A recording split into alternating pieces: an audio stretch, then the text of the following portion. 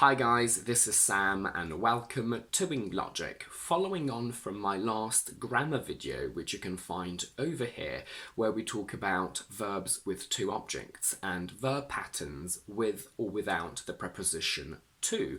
In today's grammar video, I want to continue exploring verb structures that are slightly different from how they commonly behave in other languages. Verbs like want, expect, wait. And just like in my previous video, I know this may sound like a very basic and silly topic, but it's these little things that trick us and that often a lot of people fall down on in English exams.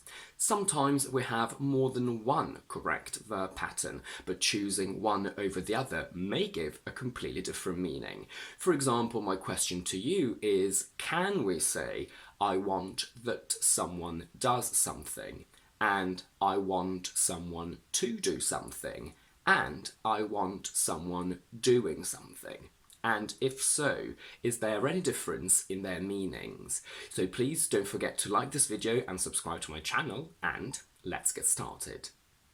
In all the languages that I speak, if your desire is that he apologizes, you will say, I want that he apologizes.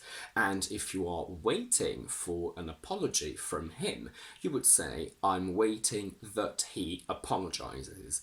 But as I'm sure a lot of you already know, these structures unfortunately aren't correct in English. We can't say to want that someone does something or to wait that someone does something. The only correct options are to want somebody to do something and to wait for somebody to do something.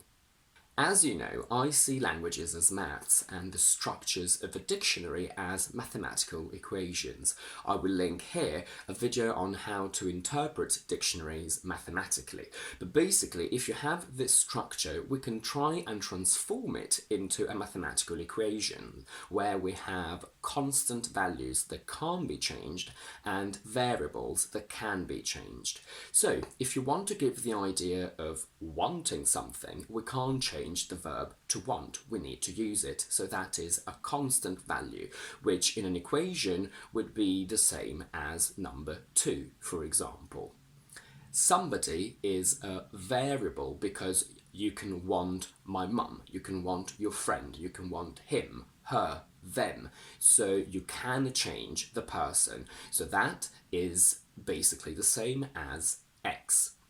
To is a preposition, and prepositions are constant, they don't change. So that is, for example, a symbol, plus.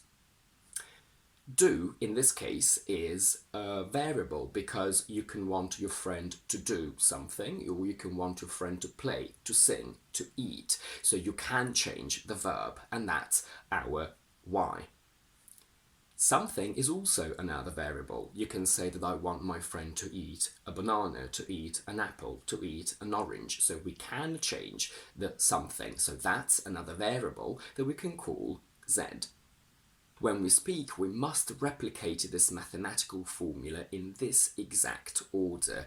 We can change the variables, obviously, but we can't change the constant values, but the order needs to be exactly the same. So if I say I want that he apologizes, this doesn't follow the mathematical formula 2x plus yz. We don't see the same pattern, so the sentence must be wrong.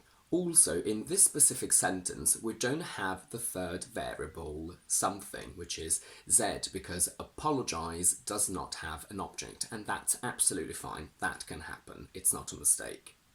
In this sentence, conceptually, he is the direct subject of the action of apologizing because he is the person that actively apologizes. And in the incorrect sentence, I want that he apologizes, we can clearly see that. In English, however, whilst conceptually it's still a subject, grammatically it's not, because it's not followed by a conjugated verb, it's followed by an infinitive. So, if I give you the values of this equation, I say that somebody equals he, do equals apologize. Something, as we said before, is not relevant in this sentence. We can't say I want he to apologise, we need to say I want him to apologise because it has to be an object. The verb need behaves exactly the same. I need him to apologise. Since do is in the infinitive form and it's not conjugated, it never changes regardless of time. The only conjugated verb is want, which is the only one that changes and that we can play with. We can say I want him to apologise. I wanted him to apologise. I will want him to apologise. I should have wanted him to apologise. Where we can see that whilst want changes all the time, apologise never does.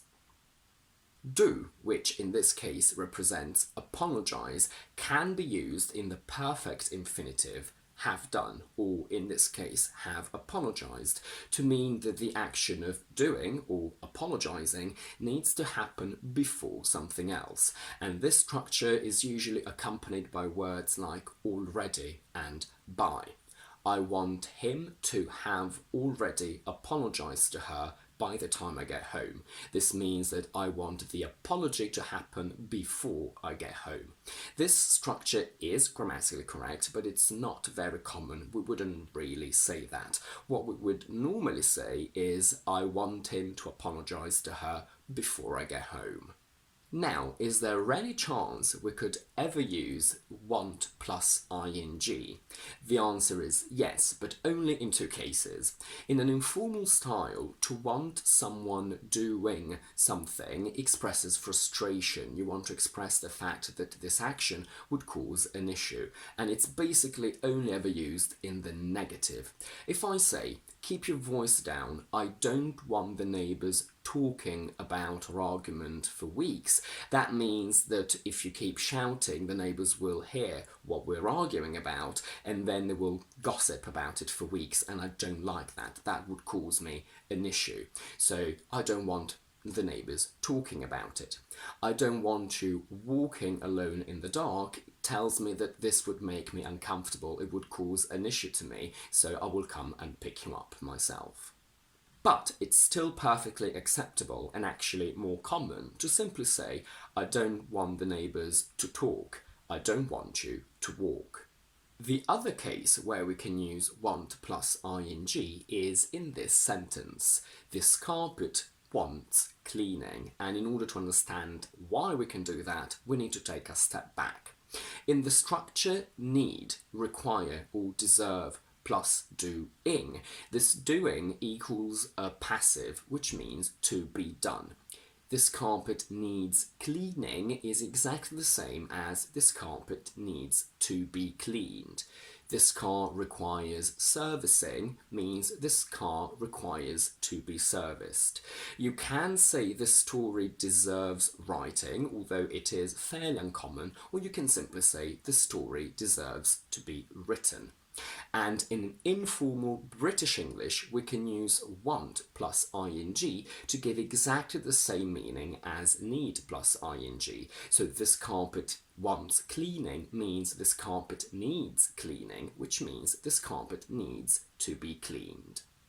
Before I forget, so far we've looked at how want behaves when we have two different subjects. So I want and he apologises, and the structure is I want somebody to do something.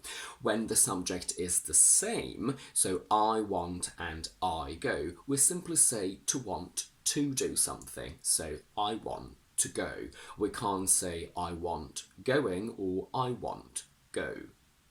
To wait that somebody does something is incorrect, and we'll take another step back to see why. When we have only one verb, we say to wait for somebody or for something. Careful, we can't say I'm waiting him. We must say I'm waiting for him. We can't say I waited her. We must say I waited for her.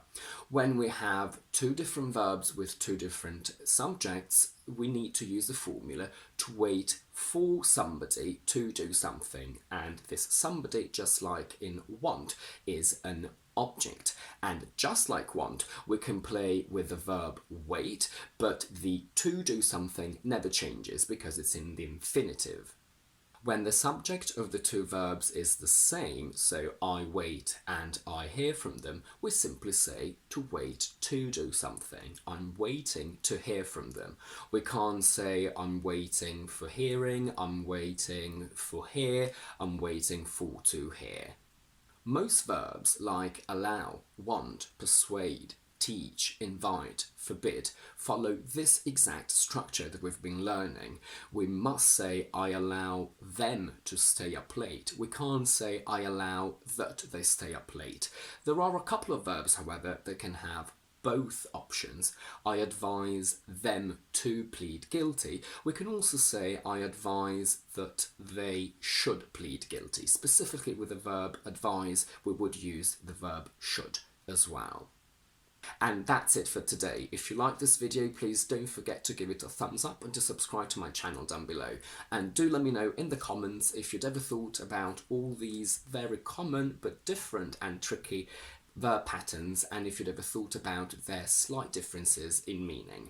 In the meantime, I will see you on Thursday and Monday with my quick vocabulary videos, and next Tuesday with my next explanation one.